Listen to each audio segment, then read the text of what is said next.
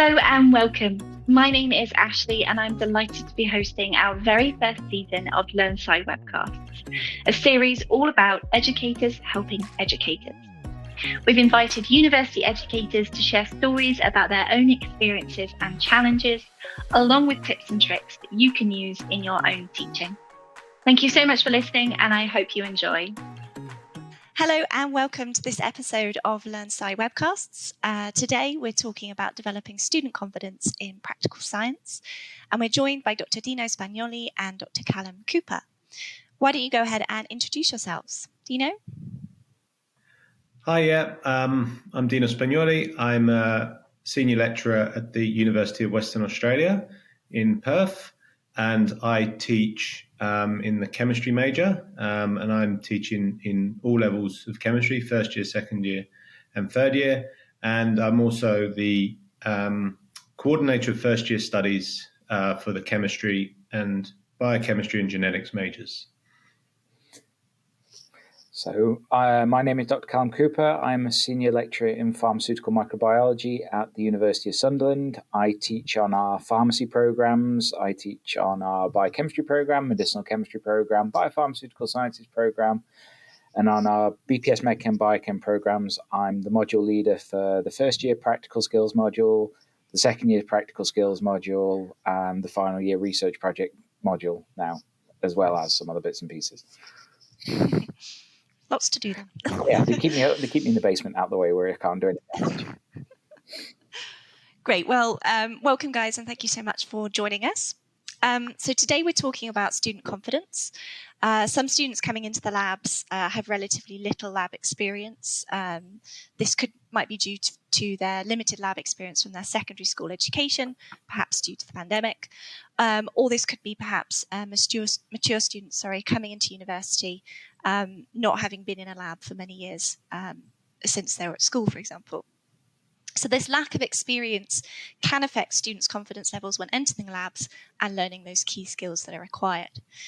Callum and Dino are here today to give us their perspectives on this challenge and to share things that have hopefully worked for them. So my first question is, would you say student confidence is an important aspect of practical science and lab sessions, and why? Callum, would you like to kick us off? So, yeah, I mean, student confidence is one of these things. When we see them and they start coming in initially, especially given it's the start of the new academic year at the moment, we find that our first year cohort tends to be less confident than they would like to be. They're a lot more nervous and they're still trying to find their feet, so to speak. So we try and build in ways to make it so that they realize that even though science, it's about getting the results and getting it done well and stuff like that. But in those first initial sessions, it's more about learning the basics, how to be safe in the lab, how to handle equipment, and how to process things before we get to experiments where they actually need to generate quality data. And I mean, even with the second years and third years, we find that with that big break over summer, they tend to be a little bit more reticent when they come back, and it just takes them a little bit of time to get back into the swing of it. But yeah, that's what we tend to find at the moment with them. They do all right. They have the moments. I think every cohort does. So yeah, that's pretty much it really at the moment. Yeah. Thank you. And Dino, would you say that this student confidence is an important aspect? Yeah, I definitely think so. It's really the reason why students should enroll on a campus that gives the laboratory experience. There's many ways to teach our sciences, and the lab should be a really valuable experience that students shouldn't take for granted, because they're very costly to put on, and it's a really great learning opportunity for students. I don't feel that it's a way of taking the theory that they learn in the lecture and applying it. It can be one little aspect of it, but it's really getting them to be in the laboratory and actually feeling like what a scientist could do, and what we think is important for scientists to be able to do. And so if a student has low confidence, that could impact on a lot of the learning opportunities. There's also the really great networking that students will do within themselves. It's a great way for students to interact with each other, and a great space for them to build their peer networks that could see them through from first year all the way through to PhD level. So if their confidence is low, then again that could be an impact of them making those networks. And so that's why I think it's really important. I mean, I see for this year, for the first time, I started teaching in a second year course, and I recognize the students from first year, and just that difference that they have between how they interacted in the first few weeks of the labs from first year to what they can do in the second year, it shows real growth in them. So yeah, the lab experience I think is really valuable, and confidence of students shouldn't be able to hinder that experience for them. I mean, Dino's spot on with what he's saying. I mean, the reason we do science is because we want to be in the lab. I say to the students that I teach that, frankly, I'd rather put them in the lab for the 2 hours that I see them in a lecture theatre than stand in front of a lecture theatre talking to them, because the practical work is why we do what we do. And if we're training them to go out in the world and be scientists, go into research, go into clinical, go into R&D, development in pharma or wherever, they need those practical skills. So the more we can get them in there, the more we can get them practicing, the better they'll do in the long run. And in the grand scheme of things, having a 2-1 or a first is great, but it's going to be what you can do in the lab, how you analyze your data, how all those other skills that we teach you as part of your degree, rather than can you remember the Krebs cycle in X amount of detail. So, yeah, I mean, this is one of the things that we need to get across to them to make them realize that the labs are the fun bit, and it's why we do what we do. That's really interesting. Thank you. And so how, I think, Dino, perhaps you've touched on this slightly, but how do you see a lack of that student confidence manifest? So how do you recognize a student that has that low confidence? Yeah, this is I think really quite interesting as well. You see it in their, I mean, Callum touched on it, their resistance to do something and to get them to just take the plunge and try something. And even though they've got normally the instructions in front of them, they're very hesitant to just grab a beaker and start the experiment. And you really want them to take that plunge into trying the experiment. So I think we see that where they're less likely to get the work required done in time. And we know that time management is something we're trying to build into our students and be able to get them to organize their time efficiently. And confidence can certainly affect that.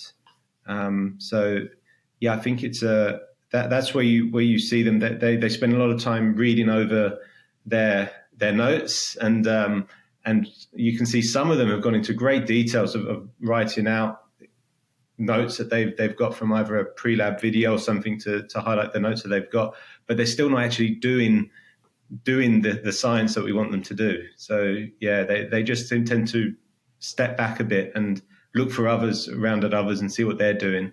But we really want them to take the plunge and most of the time in first year, particularly, we've designed the experiment so we've taken all the harmful bits out. So they're in a safe place. Yeah. Yeah, I mean, with us, what we find is possibly slightly up on the opposite end of your scale.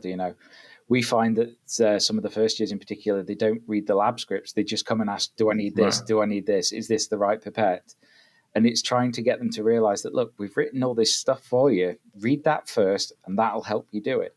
And then just go have a play with it. Go see how you get on. If you do something wrong, just do it again. It's not going to blow up. It's not going to set fire or anything, unless we do something really bad, and then I get in trouble for it. But this is it. It's about them transitioning from where they're being, I hate to use the word spoon-fed, but being handed everything, and it's getting that transition to becoming more of an independent learner. And it's starting to do that, especially going from first year upwards. You need to be able to get them to start doing that. And that's something that's sometimes quite challenging. It depends on the cohort we're dealing with. So I've found that some of the labs I run, which can be 3 hours, some students can finish them in an hour and a half, 2 hours. Some of them are there for 3.5 hours. It's very much dependent on the student and how they've approached what they want to do. And the ones that are coming in pre-prepared and everything just tend to blitz straight through everything really easily. So it's about trying to get that pre-preparation in there, I think, as well. Okay, so this leads us quite nicely onto our third question. How important do you think it is that students have the freedom to fail when learning lab skills? I have no problem with them failing stuff. I mean, I had a student of mine come down to do this microbiology with me last year, and basically her aseptic technique wasn't as good as it should have been. And she was panicking that it was going to screw up the results and this, that, and the other. And I says, don't worry, keep the results, do it again. You've got plenty of stuff, you've got plenty of time, just do it again and do it with the proper aseptic technique. We'll keep the results that you did last time and let's see whether or not it's made a difference, and try and turn those failures into a teaching experience for them so that they can actually learn from where they've gone wrong and explain to them why that might impact what they've done. So obviously the ones with me and the pharmacist at the moment, I'm doing aseptics with them, and we're getting them to do pipetting, and they are quite messy in the lab still, even though they're pharmacists. And it's like, right, fair enough, you've just spilt 20 ml of water all over the bench, but now imagine that's methadone. How much trouble are you going to be in for spilling that all over the bench? And how much paperwork are you going to have to do? So it's tying back some of those failures or things that go wrong to what they'll actually see in the real world as well. So that's how I personally try and do things, at least. So Callum, how much of your is the student's fear of failure linked to the assessment task that is ultimately what they want to get out of it? So with us at the moment, we currently don't do practical assessments. It's something going midterm I would like to do. For us, it's been something traditionally, it's been quite hard to get resourcing around and things like that, but it's something that I want to put back in. The assignments that they tend to do for me, I tend to either give them data and get them to do the analysis and stuff based on what they've done in the lab, especially for things like my aseptics work that I teach them, where there's only so many times I can sit and listen to nothing grew. Yeah. Before it gets. So I'd rather give them stuff where data's gone slightly wrong and then make them go problem solve. So one of the assignments I run at the moment with the third years is where I give them a set of fake environmental data, and they have to go find a probable source of contamination and then work out what they could do to resolve that situation from a pharmaceutical manufacturing point of view. So that's something that we've put in to try and help bridge those gaps as well.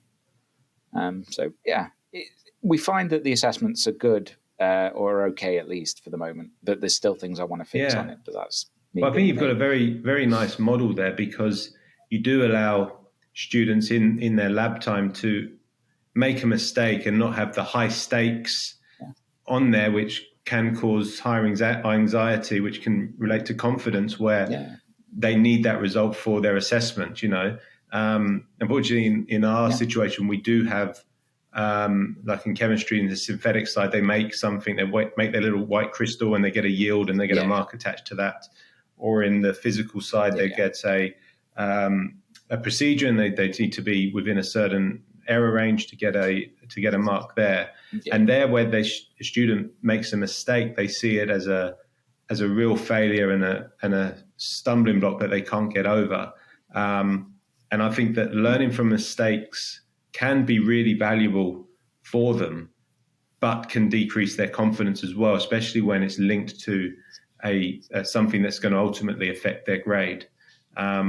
So for us, it's a very a balancing act between providing them with the opportunity to make mistakes and learn from them, and then hopefully they realize that a lot of research and a lot of science is done by making mistakes and seeing what went wrong and then refining, etc. But with the time constraints that we have, sometimes that's not possible. So yeah, I do think that it'd be interesting to hear how confidence is linked to the high stakes of assessment, which is what students hold in such high regard. I know with some of my colleagues up in chemistry, particularly when they're doing multi-stage syntheses, if what they tend to do is the technicians prepare interim products for them as well. So if anything does go wrong, then they can pick up from the next step. So they can still carry on, but then they just have to write it up as if, well, this is what happened and this is where it went wrong. So there's the ways of reducing the stress that way by producing those interim steps for them. For biology, for microbiology in particular, you can't really guess. You've got to leave it 24 hours at least before you can tell whether or not you've screwed it up or not, because you need time for it to grow to see something. So, yeah. But no, like you say, it's very interesting to see how you would actually get around the panic and the fear about failing an experiment and how that would link to an assessment and what you can actually do around that. That's actually quite an interesting thing I hadn't thought of before, to be honest. This is hugely powerful insights, to be honest. I mean, in my experience as an educator in secondary and higher secondary school for chemistry, it's exactly the same challenge of finding that balance. You know, ultimately, unfortunately, we're an education system where assessments are required, generally speaking. But then it's that balance between, okay, we have to do a particular assessment, but I want the students to learn from their mistakes, and having that time to fail and learn is a long journey. And sometimes ultimately, I remember in school, you just don't have time. You have to teach. Ultimately, we have to get through the curriculum. So it's a real challenge, definitely. Okay, great. Thank you so much, guys. That's brilliant. And this brings us on to our last question then. So specifically for your courses and what you're doing in your teaching, what implementations do you put in place to specifically develop student confidence before and during the labs? Is there any particular resources that you're using that help you to do so? So we try to build their confidence by making the labs more familiar to them before they come. Ideally, we'd have them come in and visit our labs or have a tour of them beforehand. I know some institutions will do that in like the O week, where they get to go and walk around the labs. Sometimes with our large first year classes, that's just not possible. There's just too many students. So we have designed virtual tours, like 360 lab tours that they can go around, which seems to work quite well. And students have told us that makes it increase their familiarity. Haven't actually seen where that increases confidence yet, but they could be related. I think the technology will play a role in this. It will act as a way of providing the pre-laboratory videos that we've designed before, or any simulations that may be used could be helpful in that respect.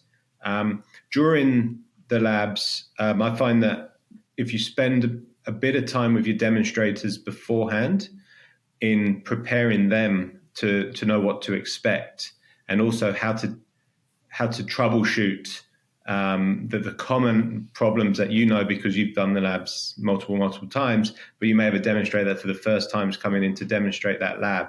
That can be hugely impactful, because then a demonstrator will identify what the student's doing, how to rectify it, and to let the student proceed. And so, demonstrator training is a big part as well. Yeah. No, I agree with you there about demonstrators. Having a good demonstrating team with you in a lab is absolutely key, because if the kids aren't necessarily confident coming and asking you questions, if you've got a good demonstrating team there, they will be happy to go and talk to them, whether it's because they're PhD students, so they're closer to their age, they feel less uncomfortable around them. That demonstrator can actually make or break whether that student does well in the lab or not sometimes. In terms of things that we do, obviously, time for a shameless plug, we do integrate the learning science stuff into pre-lab assessments, so that the students have at least an awareness of what they're going to be coming in and doing the labs on in terms of basic techniques. We try and build up the complexity of what we're doing as well as we go along. So we start off with nice, simple labs. So the first lab I did for the first years this week was a basic skills lab. So it's teaching them how to use a spectrophotometer, how to pipette, how to use a balance, all those really fundamental basic skills to make sure everybody's on a nice level playing field before we progress to something a bit more complicated. And yeah, that's to be honest, I think most of us all work on similar sorts of principles. I think it doesn't matter where in the world we are. We try and do what we can to make it as easy for them as we can, or as simple and less stressful as we can. Do you think, Callum, that students appreciate when do you explicitly tell them this is a technique you're going to use in future labs? And do they appreciate that this first time they may not get it first time? Because I find that students really want to get it right first time, right? They want to, they're in their phase of their life. They don't want to, especially first years, they really don't want to act the fool or be seen to be lower. Interestingly, the mature age students are more inclined to be able to make mistakes and learn from that, and they seem to be just that little bit more mature. Yeah, I mean, with what I've seen with the first years in particular, I mean, it depends, like you say, it depends on the student. So the more mature students tend to be more happy to let things go a little bit wrong. Some of the younger ones want to get it right first time because they're like, well, I don't really know why I need to know this. Let's just get it done. Especially for me, where I'm teaching on a clinical focus program with MPharm, it's very hard sometimes for them to see why I'm teaching them the microbiology sometimes. But if I can get that link there, they get it, if that makes sense. And we do try and build in something to make them get that sort of link and try and tie it all back together again. And especially with me and my content I teach, I try and build my lectures and my labs so that they basically are supporting. If you pulled one away, you couldn't do the other sort of thing. So that's something that I find quite useful as well. Fantastic. Well, thank you so much. I think we'll wrap things up there. Callum and Dino, thank you so much for joining us and sharing your experiences and insights into this challenge. Really appreciate it. Thank you. Thank you very much. Thank you all for listening. We'll see you in the next episode. And in the meantime, we'd love to hear your thoughts. So tweet us at LearnSci HQ with any comments on today's episode or anything you'd like to hear from us in the future. Thank you so much. Bye. Bye, everybody.